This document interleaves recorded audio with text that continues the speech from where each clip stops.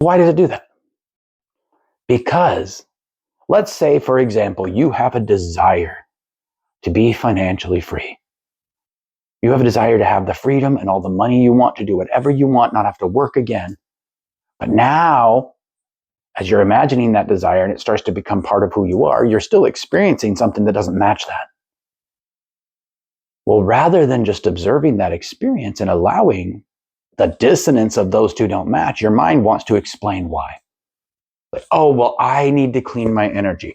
I've got to go and do some more energy work. I need to find my true path, or I'm not really fulfilling my purpose, or whatever it is.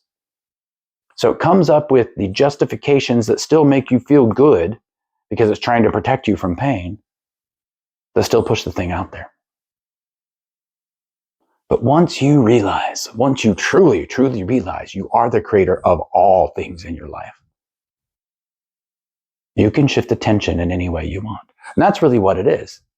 Because there's still so much attention on this while you're trying to build this, your mind is trying to protect you and your ego and your current identity. Now, I will say this.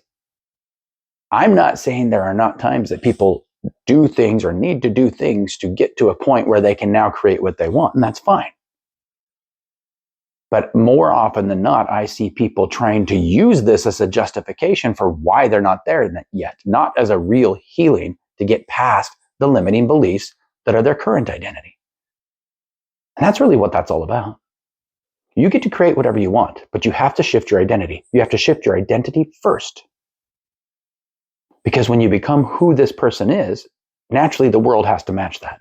You have been who this person is, and naturally the world is matching that. So when you find yourself feeling like, well, I'm not really on my right path, I don't feel like I found my purpose, or any phrases like that, think about what's really happening. What you're doing is saying, I'm making up excuses for why this keeps happening, which means I'm paying attention to this happening, which means it's going to keep happening because I'm not shifting my identity. I'm giving myself more steps that I have to do before I can shift my identity.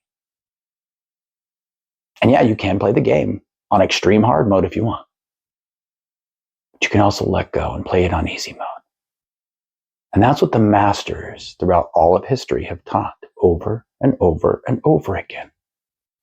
Shift your attention, be aware of what's happening. And I'm going to go back to those 3 A's. Awareness, acceptance, and appreciation. Be aware of what's happening, accept that it is happening, and appreciate that that is exactly what is happening because of what you've created. But don't give it the energy and attention. Observe it. Come back to the feeling of being who you want to be. Come back to being in alignment. And yeah, there will be, for a time, these two will feel like opposing forces, and that's fine. So what do you do when it feels like opposing forces?